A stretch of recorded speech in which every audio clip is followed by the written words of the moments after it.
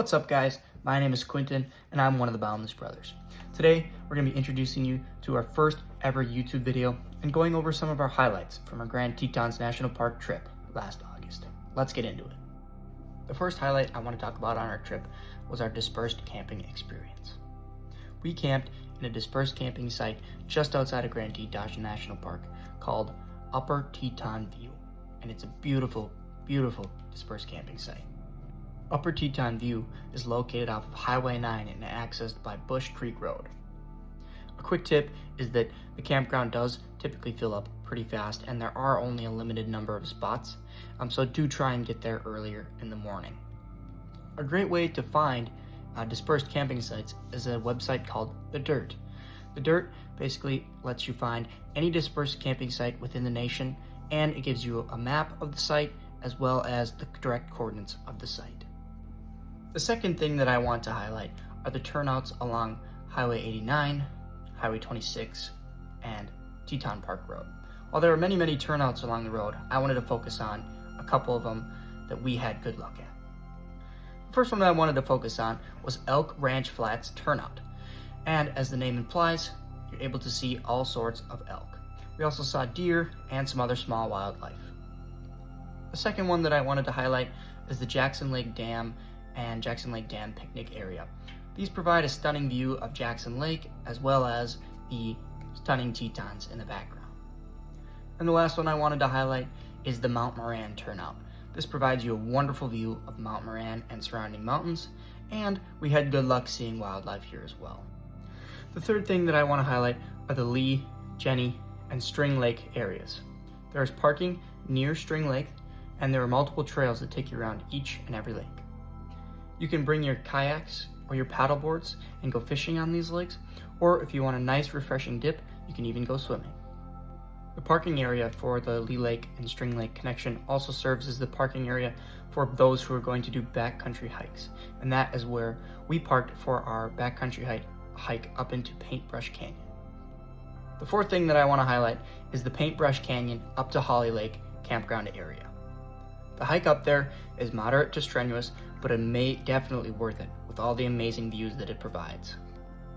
We stayed at the Holly Lake group site, which offered amazing views of Paintbrush Canyon below and offers us an insight into some of the wildlife, including fox and deer. The fifth thing that I want to highlight is the trail leading up from the Holly Lake group site all the way to the Paintbrush Divide. The Paintbrush Divide connects to the Teton Crest Trail, which offers amazing panoramic views of the surrounding countryside. The top of the divide is a great place to grab a snack and enjoy and soak in the view before moving in to the North Cascade Trail, which takes you down to Lake Solitude. The sixth thing that I want to highlight is the North Fork Cascade Trail, which includes views of Lake Solitude, and the South Fork Cascade Trail. The North Fork offers views of lush meadows with the rugged Tetons in the background. The North Fork also connects to Lake Solitude, which is a pristine glacial lake and is great for taking a swim in. The South Fork offers views of vertical cliffs and rushing waterfalls coming down the canyon.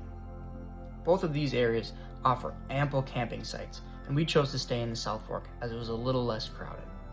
The seventh thing that I want to highlight is Cascade/Valhalla Canyon. This trail starts at the opposite side of Jenny Lake, and you can either take a ferry across the lake or you can hike around the lake to a trailhead. This canyon follows a beautiful river and offers pristine views of wildlife. I like this rock. I like the rock field behind us. Get over here. Get over